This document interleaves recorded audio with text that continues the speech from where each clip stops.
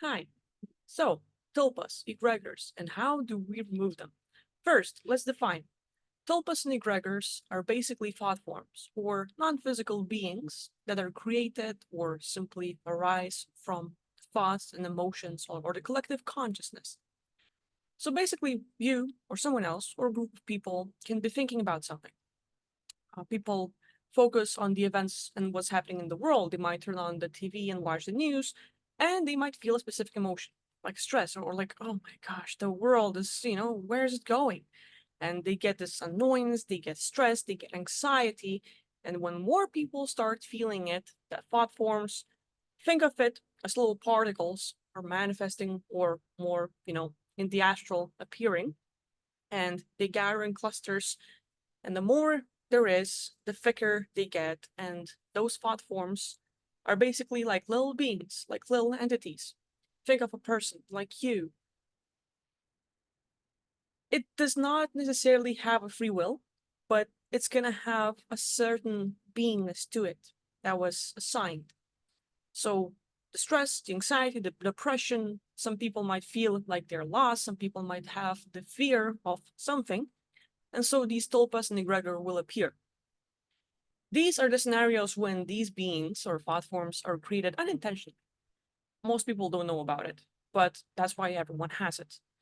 Now, another sign is that a lot of people can actually do it consciously, and they might have little helpers. Like some people think of like, oh, I want a spirit guide, I want someone to help me out.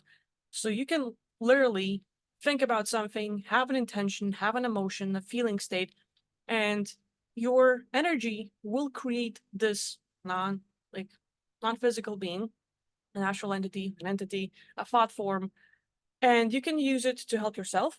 It can bring awareness to you.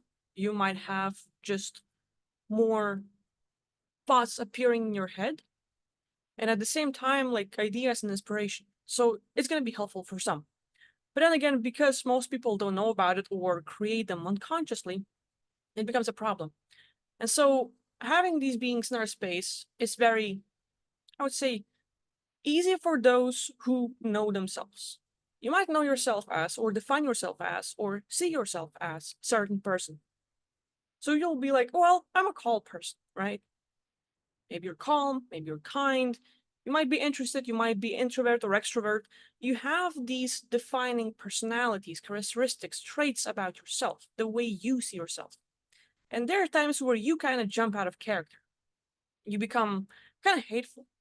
Maybe you become really triggered, and then you, the expressive person, or maybe you, the one who's always quiet, you just break through that shell or the armor that you've put around yourself, and a lot of this emotion and harshfulness and this, hatred or everything that's been suppressed, everything that's been, you've been feeling resentful about starts coming out.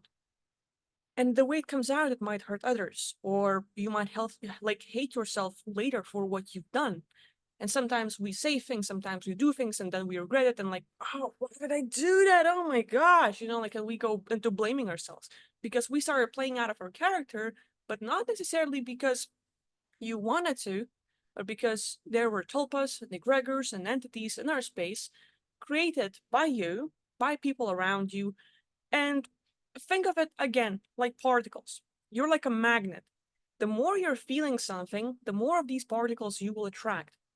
And so when there's collectiveness, when you are in the concert and people are like, yay, this is so good, and everyone's kind of like partying or singing along, they might have a certain emotion, and that's good.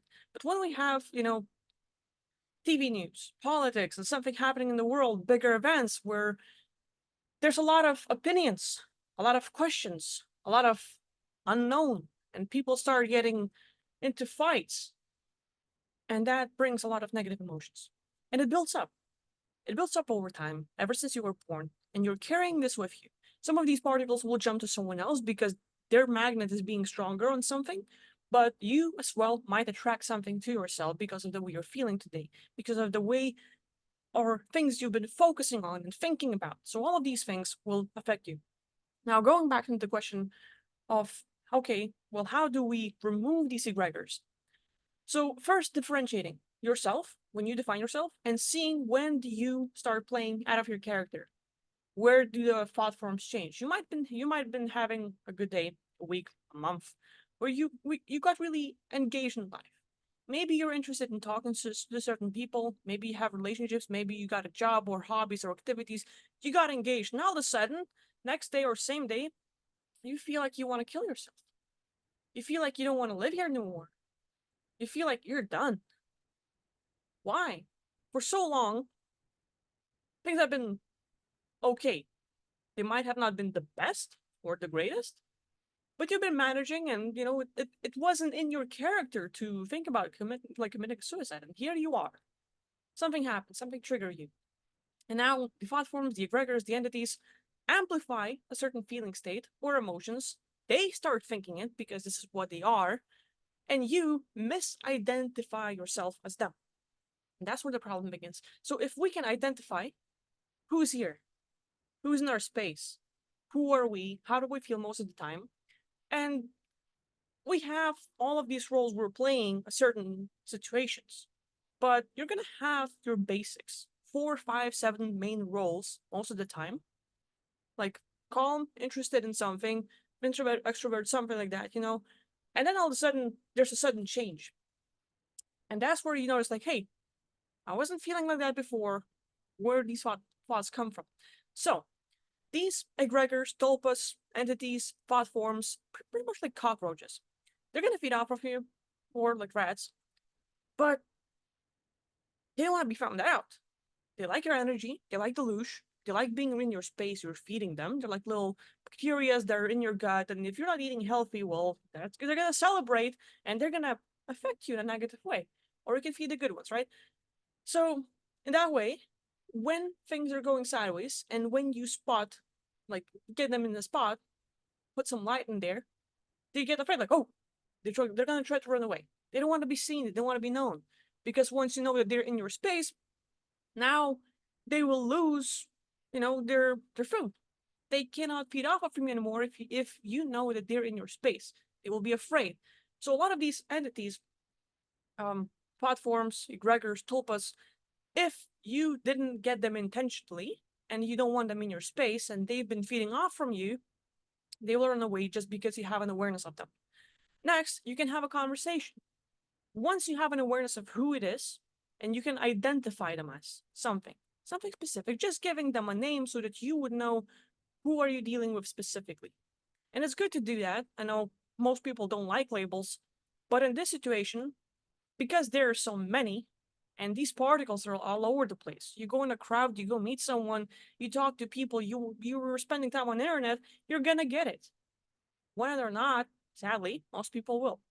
Because they're unaware. Like, if you're taking care of yourself, if you have this mindfulness, awareness about yourself, yeah, you might be very good, very hard to penetrate, and like, it's just not going to be a problem for you. But for those that might have an issue with this, knowing that they're in your space and identifying them as something, so that you would know what kind of group or what kind of thought form or what kind of egregor or tulpa is in your space right now, today, specifically affecting you right at this moment.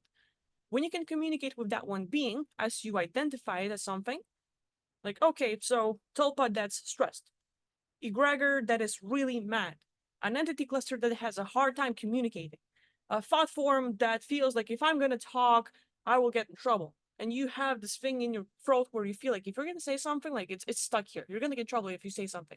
And you want to talk and you feel like you should express yourself, but here it is, everything's stuck here.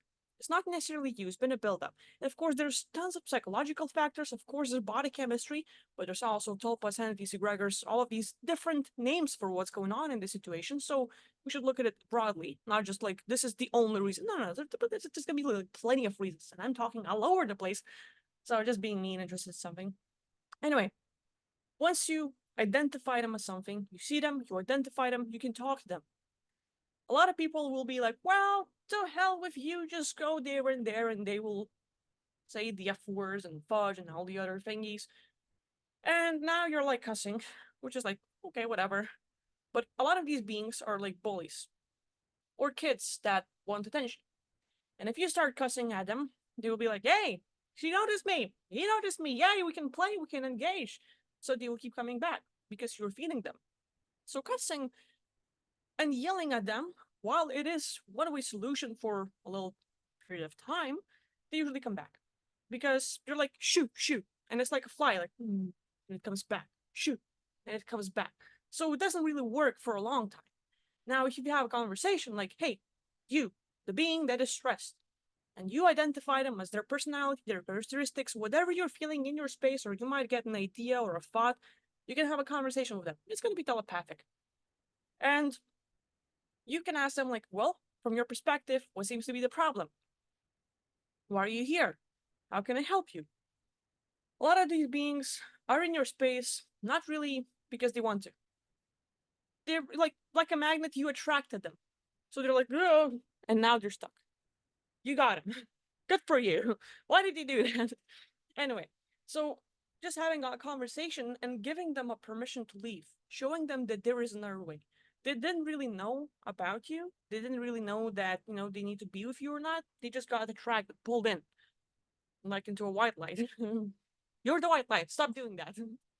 Anyway, so having a conversation, giving the permission to leave will help, but also finding the reasoning, because not everyone will be unconscious of their actions. Some of them actually will be there to mess with you. Some of them will be created like you created it intentionally, or maybe not, but you did, or maybe you attracted some, or maybe someone was sent to you. There are people who are like, well, I'm going to take this cluster and throw it to someone else. And, we get all kinds of situations.